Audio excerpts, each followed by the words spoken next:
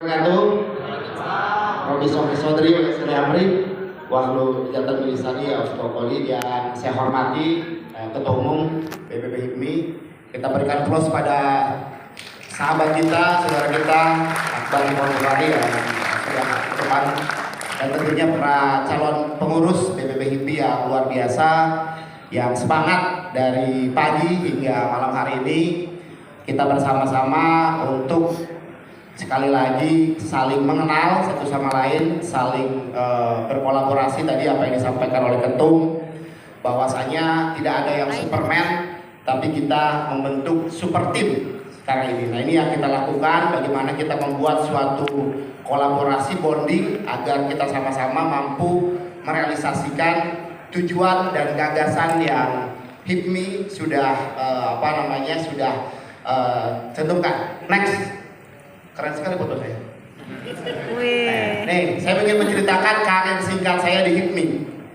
Jadi, saya terdaftar di HIPMI Jaya tahun 2007. Masuk departemen dulu di BPD HIPMI Jaya. Lalu nggak lama di HIPMI Jaya karena kompetisi pada waktu itu yang sangat keras ya, antara Adi Sulisto dan Hari Warga Negara. Kalau yang teman-teman HIPMI Jaya masih ingat.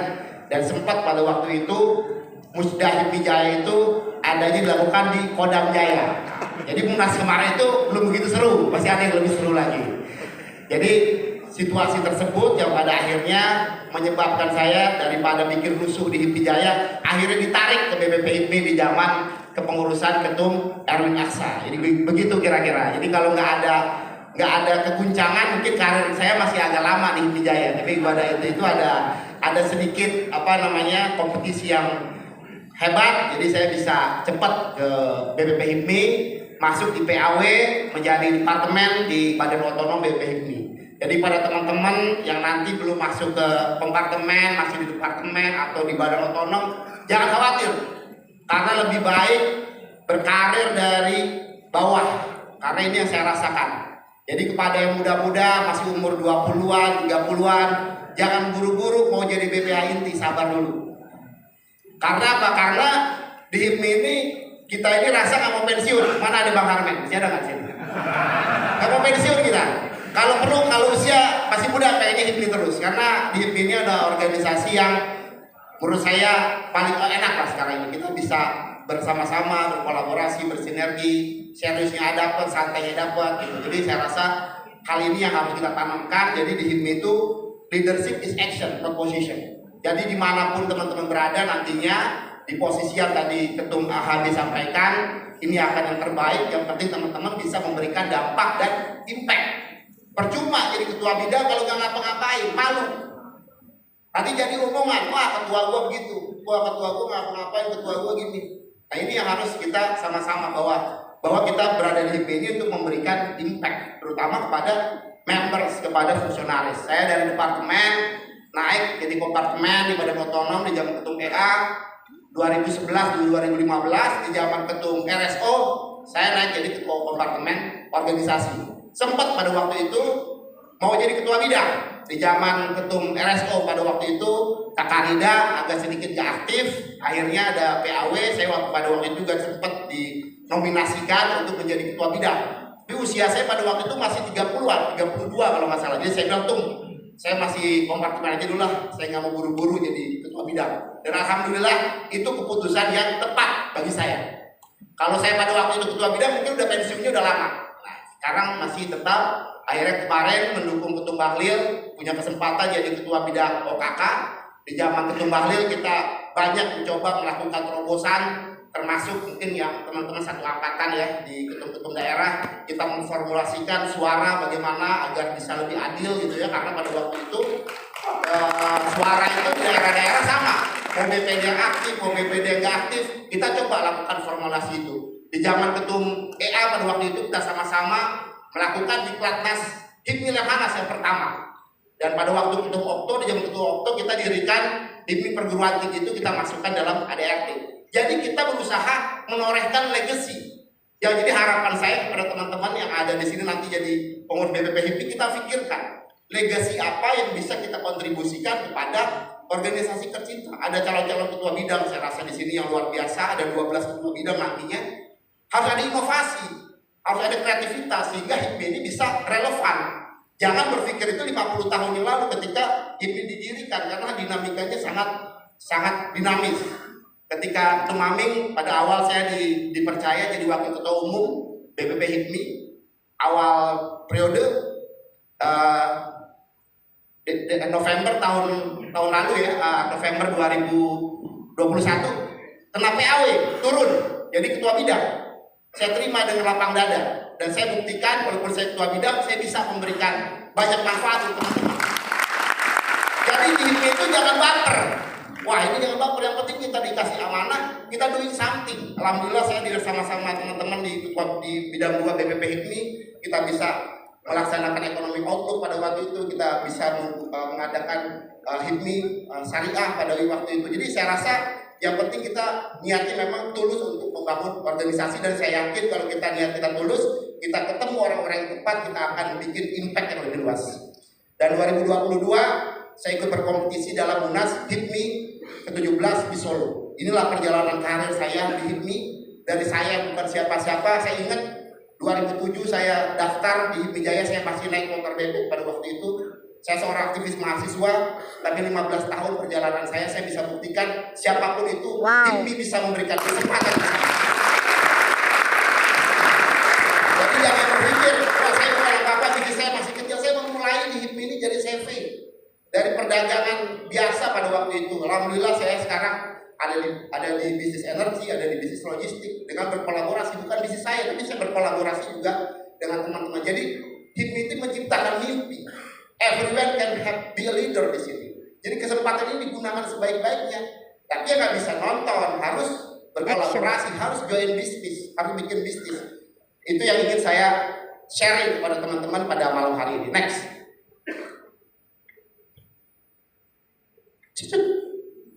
Udah lama nih. Biar terarah, soalnya ini ada honor. Kalau nggak ada honor kan. Nah ini. Saya rasa teman-teman harus paham. Mungkin ada yang belum ikut iklan atau apa, tapi inilah tujuan HIPMI. HIPMI adalah organisasi profesi pengusaha muda yang independen, non pemerintah dan tidak berafiliasi dengan partai politik yang bergerak di bidang perekonomian sesuai dengan Undang-Undang Nomor 1 Tahun 1987 tentang hadir. Serta perundangan dunia usaha lainnya. HIPMI juga memberikan keuntungan bersama mutual benefit bagi anggotanya dan bersifat keluargaan. Family, we are family di HIPMI. Kita bergotong royong. Kenapa di HIPMI itu namanya Badan Pengurus Pusat, Badan Pengurus Daerah, Badan Pengurus Cabang. Kalau di partai kan dewan ya. Hanya organisasi yang badan itu hanya di HIPMI aja. Coba cek organisasi lain, nggak ada yang namanya badan. Karena apa? Karena kita satu tubuh. Ada yang jadi kepala, ada yang jadi tangan, ada yang jadi kaki. Kita family, kita bersaudara karena kita bagian yang saling mendorong. Kalau salah satu bagian ini ada yang lemah, ya pasti organisasi ini nggak berjalan. Begitu pula di HIPMI. Kalau bidang-bidangnya nanti ada 12 bidang, tidak sinkron, ada kesekjenan, kebendaharaan, tidak sinkron, ya ini nggak bisa berjalan dengan baik. Jadi diperlukan suatu soliditas yang ada. Tujuannya jelas, mendorong dan berperan serta dalam mengembangkan jiwa kewirausahaan di kalangan generasi muda, membina, memajukan, dan mengembangkan generasi pengusaha menjadi pengusaha yang profesional, kuat dan tangguh dalam sektor usaha. Jadi jelas, impact-nya adalah membentuk pengusaha nasional yang berwawasan kebangsaan, yang memiliki moral dan etika bisnis, serta mampu bersaing di pasar internasional. Jadi harus go internasional sebagai kader-kader HIPMI. Next. Nah ini beberapa tokoh-tokoh yang sudah dilahirkan oleh HIPMI. Ya ini ada contoh di dunia bisnis, politik, kepemimpinan, dan saya rasa lembaga-lembaga negara sekarang semuanya juga kader-kader HIPMI. Ada juga Pak Dirjen Imigrasi, ya kan, yang banyak sekali. Jadi ketika kita di kader HIPMI, kita menjadi muncul kepemukaan, insya Allah usaha kita tidak akan mengkhianati dari apa yang kita lakukan. Karena HIPMI ini adalah suatu model rekrutmen kepemimpinan. Ada ketua mokto yang di olahraga dan lain sebagainya. Saya nggak usah kasih satu persatu, teman-teman juga tahu. Semua memiliki kesempatan yang sama. Nggak harus ketua umumnya nanti yang muncul. Kita lihat Bang Erik misalnya, di zaman Bang Sani hanya ketua bidang misalnya. Bang Silmi di zamannya ketua PA hanya ketua bidang, tapi mampu. Jadi nggak harus ya ketua umumnya, tapi ya kita harus berkolaborasi untuk saling mensupport satu sama lain karena kita adalah tim gitu. Tinggal bergantian aja. Ada Ketua Mufti Anam sekarang yang DPR harus menunjang juga. Ada yang udah menjadi wali kota, udah menjadi gubernur. Saling mengangkat, bukan saling mematikan. Harus saling mengangkat, saling mensupport satu sama lain. Karena 5-10 tahun yang ke depan udah pasti ini era kita. Tinggal tunggu saatnya lagi. Kalau teman-teman kayak Ketua Mufti mungkin jadi menteri kan nggak mungkin akan nyari timnya dari orang lain, pasti di lingkaran sekitarnya. Ada Ketua Akbar mungkin nanti akan jadi menteri, pasti di lingkaran sekitarnya dan yang lain sebagainya. Nah untuk itu kita harus saling menopang, memberikan kontribusi. Next. Nah sebagai organisasi pengusaha muda, selain belajar kepemimpinan berorganisasi, pengurus HIPMI tak boleh lupa untuk mengembangkan usahanya agar maju dan berdampak. Nah kadang-kadang di HIPMI ini ya usahanya nggak naik kelas, ada juga yang dari 10 tahun lagi berHIPMI, ada juga. Ada pengusaha musda, pengusaha munas, ada juga. Itu aja, apa adanya kan, jangan ada dusta di antara kita. Tapi inilah ini saya elaborate sama teman-teman bahwa ini kesempatan emas gitu loh. Jangan disia-siakan. Kita bisa belajar sama sahabat kita yang di Siono yang luar biasa, kan banyak hal. Kita mau cari apa aja di ini ada. Dari sejadah sampai haram jadah ada. Mau pengusaha spa ada semuanya ada. Mau pengusaha apapun ada. Jadi kita tugasnya ya mengkonekkan, berkolaborasi. Jadi saya ingin karir organisasinya meroket, tapi bisnisnya juga setapak demi setapak meningkat. Jadi ini tugas kita teman-teman semuanya, agar omset daripada anggota ini juga naik, omset dan aset. Jadi kalau digabungkan jadi buset katanya. Jadi omset dan asetnya harus naik dulu. Jangan berhimpi omset asetnya nggak naik-naik, begitu aja gitu loh. Ada yang salah berarti himpinya. Kalau teman-teman nggak naik usahanya gitu. Saya berkolaborasi dengan sahabat saya Erwin Suryadi, kita bikin virtual office. Saya berkolaborasi dengan sahabat saya Antonio Leo, kita bikin bisnis digital. Kita berkolaborasi, kita nggak bisa sendirian gitu loh. Saya dengan Hadina Inggolan berkolaborasi, saya dengan sahabat saya Fatul berkolaborasi, kita berkolaborasi semua. Nggak bisa kita jalan sendirian. Tugas ini mendobrak agar ada peluang gitu loh. Jadi kita harus berkolaborasi, kita nggak bisa sendiri. Monggo teman-teman punya apa, kita saling menopang satu sama lain. Next. Ini fakta ya, fakta sekarang ini yang terdata ya dari HIPMI.net. Seolah jumlah KTA HIPMI 26.000. KTA jadi usaha anggota teratas sampai saat ini masih perdagangan dan kontraktor. Bidang usaha yang semakin banyak ditekuni adalah usaha jasa dan industri kreatif. Ini saya rasa fakta-fakta ini yang memang harus menjadi tren kita ke depan. Kalau mungkin di zamannya Ketum Sandi mungkin masih majority perdagangan dan kontraktor, tapi segini sudah mulai pertambangan, sudah mulai bisnis yang lain. Anggota yang berkualitas, anggota organisasi yang baik dan dampak untuk bangsa dan members. Harapan kita begitu. Tapi yang penting anggotanya dulu nih berkualitas. Bukan hanya kuantitas, tapi memiliki kualitas, baik dari sisi knowledge, tapi dari sisi bagaimana dia mampu berusaha. Saya rasa hal-hal ini harus menjadi impact kita semua. Kita pikirkan ke depan. Saya akan urus organisasi ini dengan serius. Saya nggak mau main-main. Di kepengurusan ini saya akan serius. Karena ini aset bangsa. Kita mau percaya sama siapa lagi organisasi? Coba bicara lah organisasi kepemudaan Indonesia. Mana yang kalau nggak pecah 3, pecah 4, nggak ada. Hanya ini sekarang masih solid. Jadi tugas kita bersama merawat HIPMI ini agar tumbuh terus, agar improve terus gitu. Jadi bukan hanya di tangan saya, bukan hanya di tangan Ketum Habib, di tangan-tangan teman-teman semuanya gitu. Jadi kita harus benar-benar serius agar organisasi ini makin berdampak ke depannya. Next. Dunia sedang berubah dengan cepat. Kita nggak bisa, kalau kita nggak berubah kita akan ketinggalan. We move so fast. Jadi kita ada di sini ini untuk kita bertransformasi. Next. Nah ini 4 mega disrupsi dan tantangannya. Perubahan iklim, isu mengenai perubahan iklim, lingkungan dan lain sebagainya menjadi salah satu konten yang harus kita kembangkan.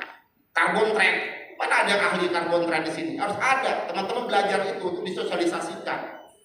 Ya kan, bisnis renewable energy, ada saudara saya Optik gitu ya yang sudah bikin bisnis juga di renewable energy gitu, dan banyak lainnya. Lalu kita sosialisasikan. Revolusi industri, teknologi berskala besar dan berbiaya rendah semakin masif, mendorong efisiensi. Tren perubahan tenaga kerja juga berubah terus gitu. apalagi kemarin ada chat GPT ya, artinya akan merubah hal-hal yang selama ini harus human tapi juga sudah bisa tergantikan. Pas post pandemi COVID-19, pola interaksi dan landscape bisnis telah diubah oleh pandemi sehingga kita harus beradaptasi kembali. Hal-hal ini saya rasa di samping tantangan pasti juga menciptakan peluang. Peluang ini harus kita cermati gitu. Kita nggak bisa bisnis as usual. Kita harus transform. Kita harus transform dan kita harus bikin engage, kolaborasi. Nggak ada kita gontok-gontokan di dalam hidup. Kita harus solid gitu. Musuh kita di luar, kita di dalam hidup. Nggak ada. Udah kompetisi sudah berakhir. Saatnya kita bangun sama-sama gitu. Jadi saya pengen 3 tahun ke depan ada nama-nama kita di Forbes 100 gitu loh. Pengen saya begitu. Ada tambah lagi. Orang kaya di Indonesia tambah lagi gitu. Bukan hanya jadi menteri gitu loh. Jadi cita-cita harus dibagi, ada yang mau jadi menteri, ada yang mau jadi pejabat, ada juga yang mau jadi orang kaya gitu loh. Jangan semua dihipit targetnya jadi menteri, boleh, tapi jangan semuanya juga. Jadi harus dibagi ke mufti, ya kan? Harus di-sharing, saling menopang, ya, harus berbagi. Ada tuh Afi yang mau jadi konglomerat, kita harus berbagi. Harus ajak juga tuh sebelah-sebelahnya kan gitu. Kalau tuh Afi ada bisnis PLTA di mana, teman-teman hippie di daerah harus ada impact-nya. Kalau nggak ada impact-nya buat apa?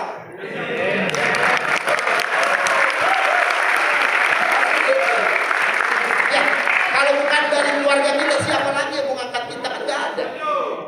Jadi harus ada komitmen, ada ideologi di situ gitu. Ada bisnis apa yang kita harus ajak.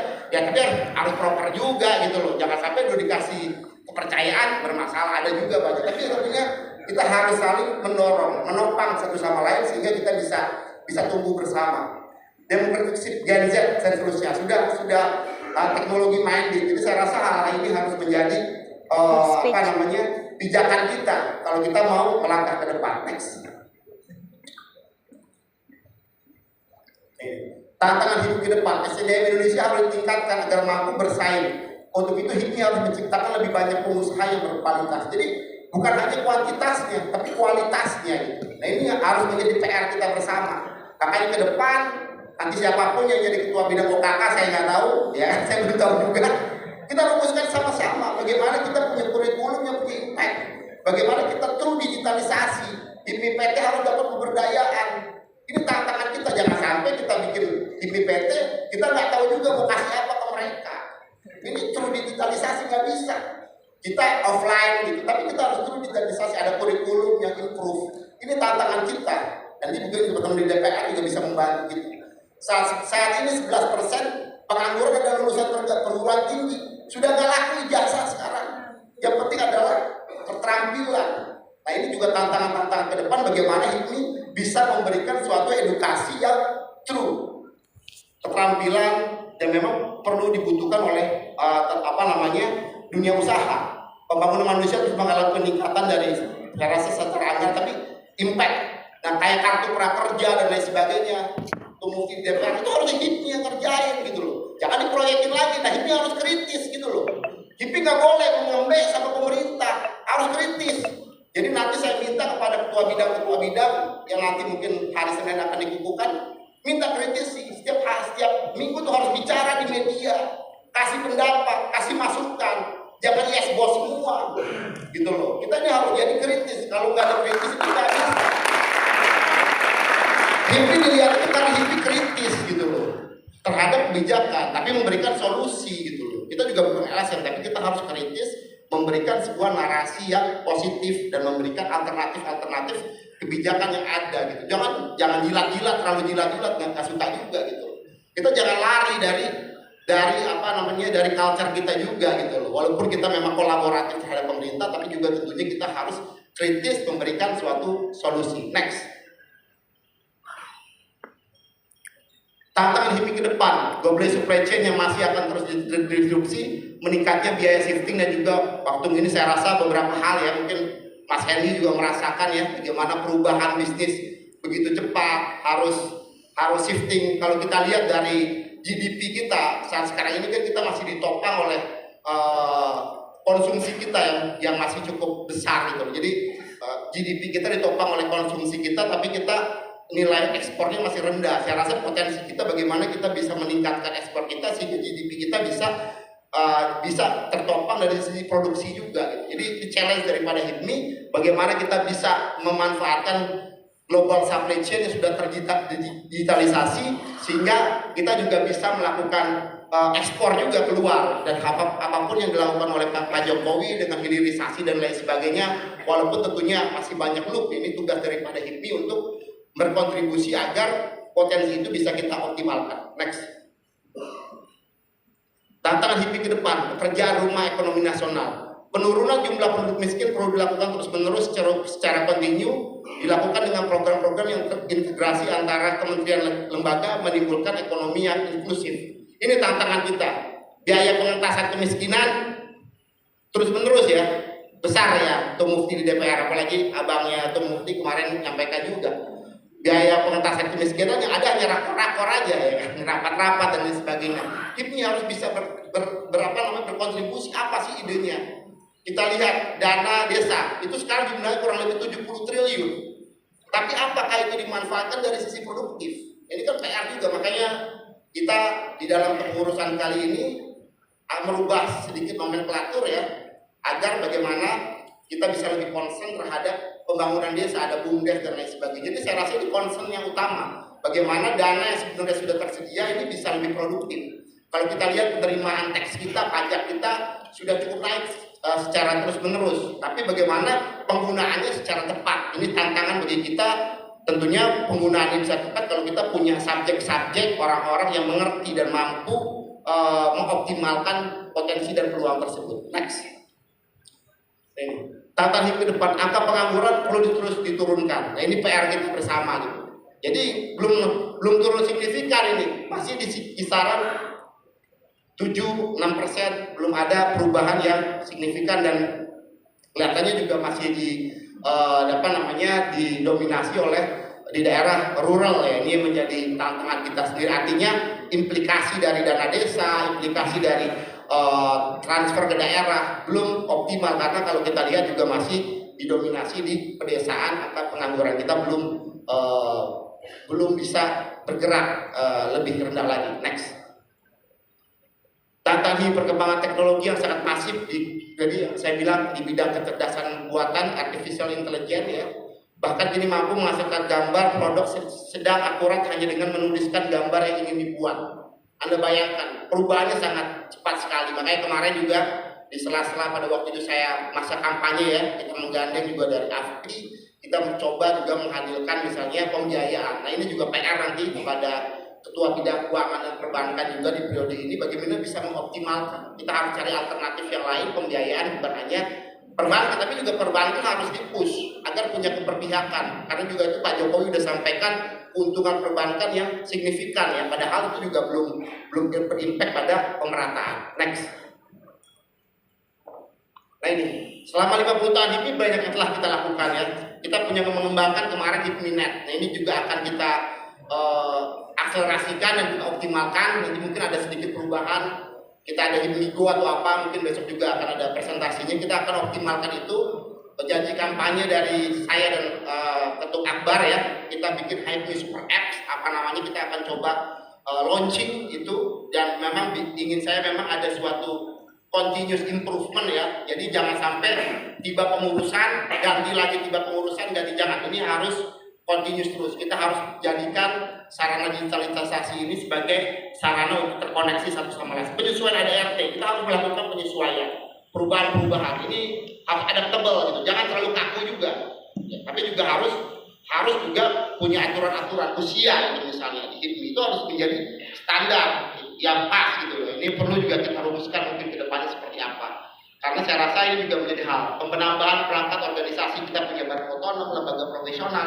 Ini juga yang ke depan harapan saya dan Ketua Habib bisa dikembangkan. Ini jangan merasa ketika ada bantuan ini apa namanya buangan, enggak.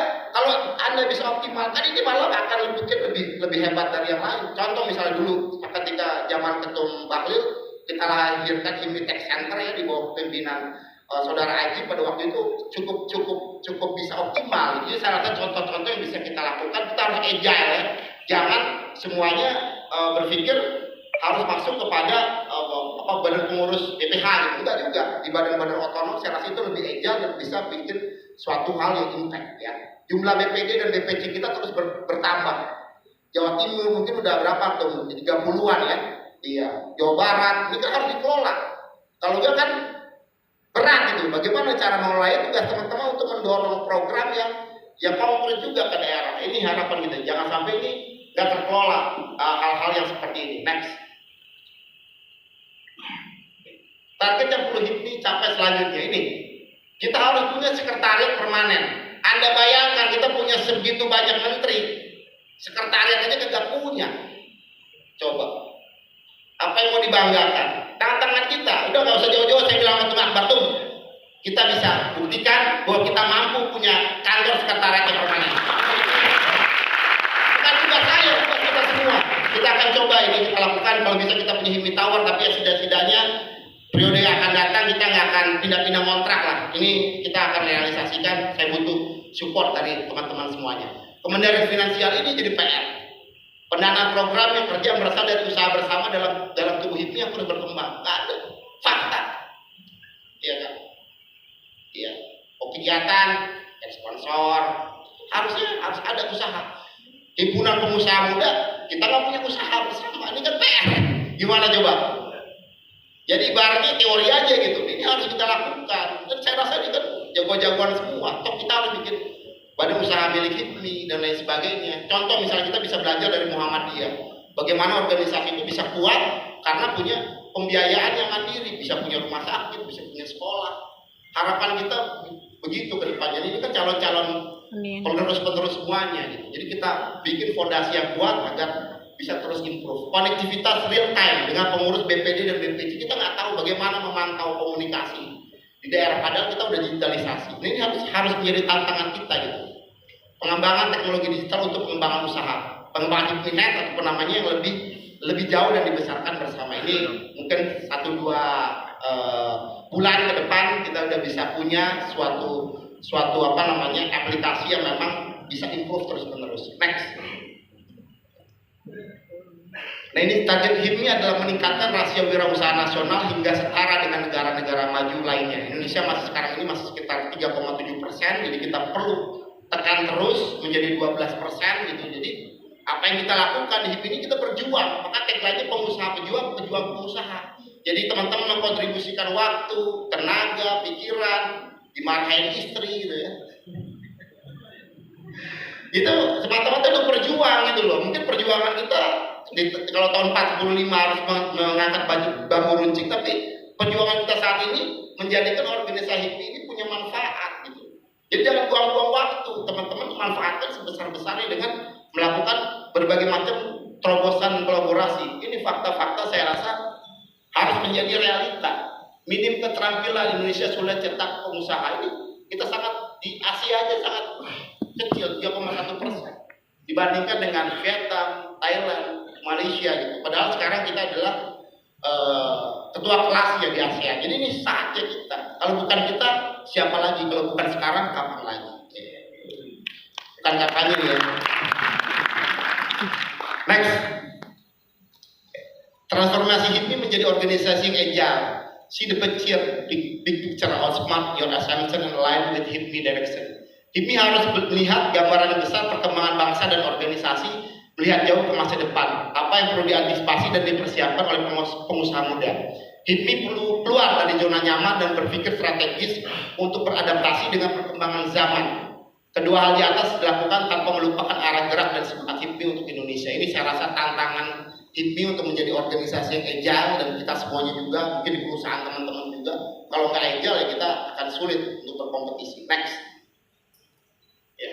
Untuk mencapai hal tersebut perlu inovasi manajemen organisasi. Ini dari McKinsey ya. Jadi saya rasa situasi sekarang itu volatile, uncertainty, complex, dan ambiguous. Jadi di situasi yang seperti ini ya bukan kita tetap harus adaptif, harus inovatif. Ini kuncinya, dan ini harus ada di tengah-tengah itu semua. Next.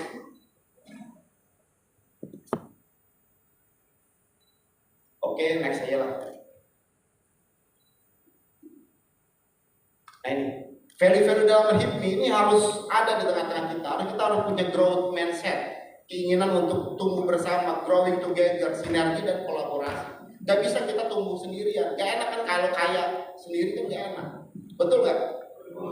Harus sama-sama kayaknya gitu kan. Gak bisa, harus teman-teman satu bidang bersama-sama. Ya walaupun memang gak mudah ya membangun trust, membangun kolaborasi bisnis. Saya juga tantangannya juga sangat sulit. Tapi ini yang harus kita lakukan gitu. Kita harus membangun sinergi dan berkolaborasi untuk tumbuh bersama. Lihat aja senior-senior kita misalnya Bang Erick Thohir pada waktu itu sama siapa kan mereka bisnisnya bersama-sama pada waktu itu dan sekarang udah menjadi besar kan. Ada Rekapital, Bang Rosan bersama Bang Sandi, ada Saratoga, banyak-banyak. Dan itu harus lahir ke depan, harus ada grup-grup besar dari teman-teman di HIPMI. Next. Oke, next. Nah, leadership is not position or title, it's action and example. Sekali lagi kita nggak mencari posisi di ini hanya title aja.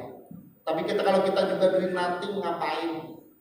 Jadi saya ingin mengajak teman-teman ya kita harus buat impact sama-sama.